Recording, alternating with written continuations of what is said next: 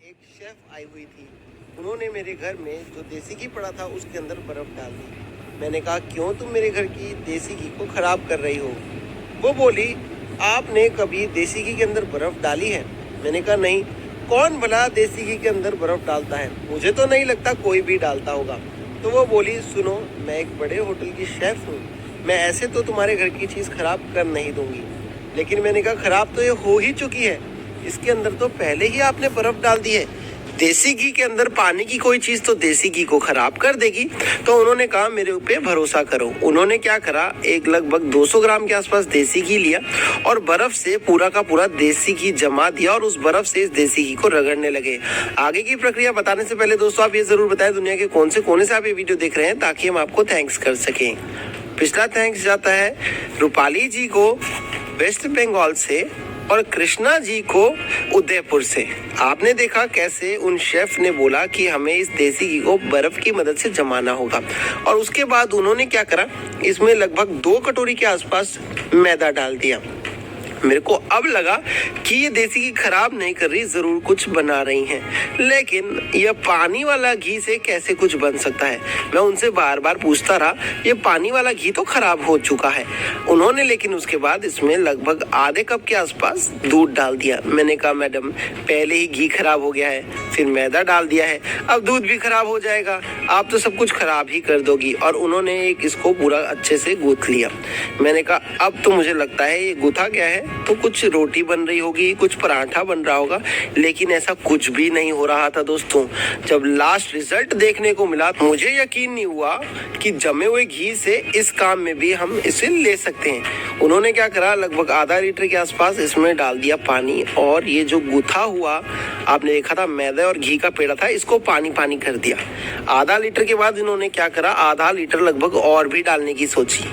आधा लीटर डालने के बाद और आधा लीटर डालने के बाद फिर ये सारा का सारी सामग्री एक पतीले में डाल के उन्होंने लगभग पूरी बात करूँ तो 1 लीटर पानी डाल दिया और इसको घुमा दिया ऐसे स्विस्कर की मदद से। घुमाने के बाद एक इसका पेस्ट या फिर मैं कहूँ एक मिक्सचर बन के तैयार हो गया। मैंने कहा भाई ये क्या हो रहा है, कुछ भी समझ में नहीं आ रहा बन क्या रहा है। उसके बाद उन्होंने ले लिया एक बड़ा पतीला, और पतीले का ध्यान रखिएगा सीधा होना चाहिए नीचे से एकदम, और ऊपर से गोल घुमा हुआ एकदम सीधा होना चाहिए, यानी कि कढ़ाई की तरह घुमा हुआ होना नहीं चाहिए, एकदम स्ट्रेट पैन होना चाहिए। उसके बाद इसको घुमाने के बाद उसने क्या करा, उन शेफ ने बताया कि इसको मैं धीरे धीरे करके इस देसी घी के अंदर डालना शुरू कर दूंगी। मुझे समझ में आ गया। मैंने कहा ये तो मुझे घेवर लग रहा है, और घेवर तीज में रक्षाबंधन में इन्हीं वक्त पे बनाया भी जाता है, तो कहीं आप ये घेवर तो नहीं बना रही? उन्होंने कहा रुको, मुझे आपको थोड़ा सा समय दो, मैं आपको डिटेल में बता रही हूँ और कैसे बनाना है, क्या बनाना है, क्योंकि ये घर पे कभी कभी लोगों से परफेक्ट बन नहीं पाता है, और आज मैं आपके घर यही परफेक्ट चीज़ बनाने आई हूँ। उन्होंने इसका घेवर बना दिया। थोड़ा थोड़ा करके डालना होता है दोस्तों घेवर में, ध्यान रखना होता है ज़्यादा ना डालें। हल्का डाला पकने दिया, हल्का डाला पकने दिया, हल्का डाला पकने दिया। आपको ऐसी कढ़ाई लेनी है, उसको आधे से पौना घी या फिर तेल जो भी आपको पसंद हो उसमें बनाना है। हमने घी में बना रहे हैं, आपको दिखाया था। और जैसे ये पक जाए उसके बाद इसकी हल्की हल्की साइड छुड़वा के इसको हल्का सा नीचे की तरफ धकेलें, ताकि जो ऊपर की परत है ये भी अच्छे से पक सके, ये कच्ची कहीं ना रह जाए। तो हमने क्या करा है, इसको पकाने के बाद हल्का सा नीचे चला गया है, जब से ऐसे इसकी साइड छुटी और नीचे झटपट पक जाता है, और उसके बाद इसे बाहर निकाल लीजिए। आपको इसे आसानी से बाहर निकाल के एक ऐसी प्लेट पे रख दीजिए जहां इसका नीचे घी अगर एक्स्ट्रा आया हो तो निकलता रहे, कुछ इस तरीके से। उसके बाद एक एक करके उन्होंने ढेर सारे घेवर बनाने शुरू करे। मैंने उनसे कहा मैडम मेरे को ऐसे प्लेन घेवर तो अच्छा लगेगा नहीं, ये आप बना क्या रही हो, ये कैसे कर रही हो? वो बोली पहले मुझे घेवर तो निकालने दो 2-3, उसके बाद बताती हूँ। और उन्होंने एक एक करके कुछ घेवर और निकालने शुरू कर दिए। देखिए कितना ज़बरदस्त घर पे घेवर बन के तैयार हुआ है। मेरे को लगा ये शेफ आज कुछ यूनिक और बढ़िया ही करके मानेंगी। इन्होंने एक एक करके ढेर सारे ऐसे घेवर निकालने शुरू कर दिए।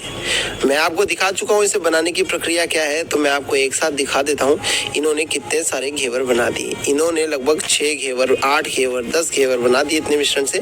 लेकिन मैं आपको अभी फटाफट दिखा देता हूँ।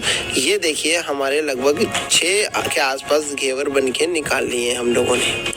उसके बाद क्या करा, उन्होंने कहा आपको मलाई वाले चाहिए तो इसके ऊपर की रबड़ी तैयार कर लीजिए और प्लेन खाने तो खाली चाशनी तैयार कर लीजिए। मैंने कहा नहीं मैडम, आप आई हो, इतने बड़े होटल से आई हो, तो हमें कुछ अच्छा ही खिलाओ, बढ़िया ही खिलाओ, और जो सबसे बेस्ट क्वालिटी का हो या फिर हमारा फेवरेट हो हमें वो खिलाओ।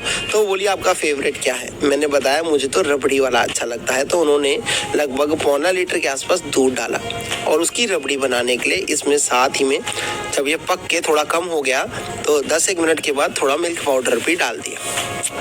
अब इसको हल्की आंच पे आराम से पकाया है लगभग 15-1 मिनट के पास, और पहले 15 मिनट लगा लीजिए और उसके बाद डाल के भी 15 मिनट लगा लीजिए। हल्की आंच पे पकाया और छुड़वाते रहिए स्पैचुला की मदद से। और उसके बाद दोस्तों इसमें इलायची और चीनी ज़रूर डाल दीजिए ताकि रबड़ी जो है वो खुशबूदार बने। आप चाहें तो केसर भी डाल सकते हैं, नहीं तो ये पकते पकते वैसे भी हल्की पीली हो ही जाती है। और उसके बाद उन्होंने क्या करा, रबड़ी इसकी अच्छे से बना के तैयार कर दी।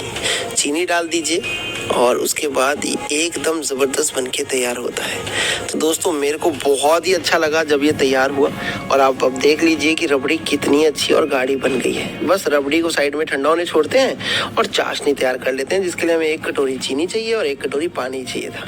तो हमारी चाशनी फटाफट पक जाएगी और पकने के बाद आपको